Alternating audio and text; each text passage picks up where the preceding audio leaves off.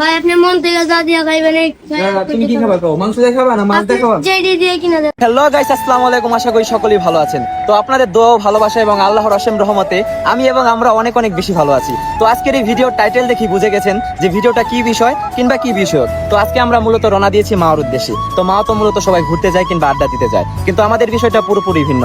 আজকে আমরা যাচ্ছি মা মূলত গরিব অসহায় কিংবা পথশিশুদেরকে সহযোগিতা করার জন্য। তো সবাই আপনারা আমাদের সাথে থাকুন।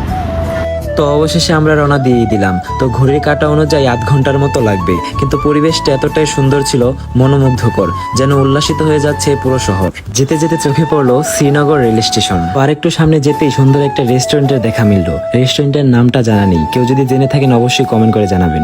যাক, অবশ্যই তাহলে মা এসে পৌঁছেই গেলাম, কিন্তু গিয়ে বসতে না বসতেই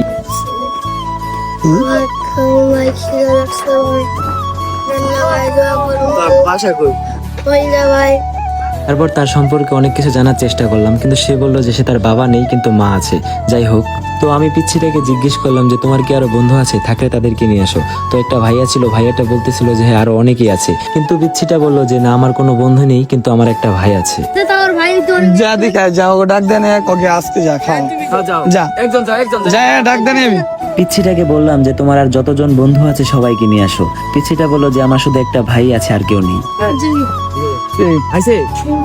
তারপর পিচ্ছিটার ভাই আসতেই আমি তাকে জিজ্ঞেস করলাম যে তোমার নাম কি। সে নাম বলতেই আমি তাকে বললাম যে তুমি কি পড়াশোনা করো? তো তারা বললো যে হ্যাঁ, আমরা সবাই এখানে মক্তবে পড়ি। সবচাইতে ভালো লাগলো এটা দেখে যে তারা অসহায় কিংবা পথশিশু হয়েও মাদ্রাসায় পড়াশোনা করছে। তারপর আমি তাদেরকে বললাম, আচ্ছা আমি যদি টাকা দিই তোমরা টাকা নেবে নাকি পেট ভরে ভাত খাবে? তারা বললো যে না, টাকা আমাদের কাছে আছে, আমরা ভাত খাবো। সকালে শুধু আমরা মুড়ি খেয়েছি, দুপুরে কিছুই খাইনি। আমি বললাম যে আচ্ছা ঠিক আছে, তাহলে সবাই আমার সাথে চলো। সত্যি বলতে এদিকে ভাতের দোকান যে কোন দিকে তা আমি নিজেই জানি না, তো ওরাই আমাকে ভাতের দোকানে নিয়ে গেল। তো যেতে যেতে দেখা হয়ে গেল আরেকটা ছোট ভাইয়ের সাথে। সে জোর করে তার পপকর্ন আমার হাতে ধরিয়ে দিল, বললো ভাই একটা নেন। আমিও আর না করতে পারলাম না, কিন্তু যখনই শুনলো যে আমি ওদের সবাইকে ভাত খাওয়াতে নিয়ে যাচ্ছি, তখন বললো যে ভাই আমিও ভাত খাবো। আমি বললাম যে তুমিও ভাত খাবে? তো বললো যে হ্যাঁ। তো বললাম যে তাহলে আমার সাথে আসো।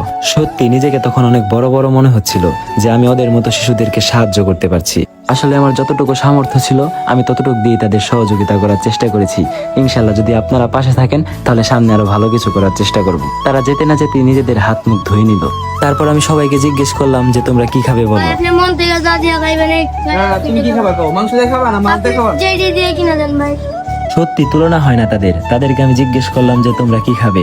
তারা কিন্তু চাইলে অনেক কিছুরই নাম বলতে পারতো, কেননা আমাদের থেকেও বেশি তারা এদিকে বেশি ঘোরাফেরা করে। আর আমি কখনো পরিকল্পনাও করিনি যে এক প্লেট ভাত আর এক টুকরো পাঙ্গাস মাছ দিয়ে তাদের মুখে এতটা হাসি ফোটাতে পারবো। আর এদিকে সন্ধ্যা হয়ে যাচ্ছিল, তাই মামাকে বিল দিয়ে বাহিরের দিকে বেরিয়ে আসলাম।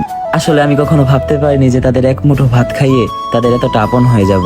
তাদের মনের ভেতরে যত দুঃখ কষ্ট ছিল তারা সব আমাকে খুলে বলল। আসলে আমি এতটুকুই বলতে চাই, তারা পথশিশু বলে তাদেরকে তুচ্ছ তাচ্ছিল্য ভাববার কোনো কারণ নেই। তাদের সাথে একবার মিশে দেখো, আমার মনে হয় তুমি তাদের সঙ্গ ছাড়তে চাইবে না। তো আর কথা না বাড়াই, সবাই ভালো থাকবেন, ভালো রাখবেন চারপাশ, আর আমার পেজটাকে সবাই ফলো করে রাখবেন।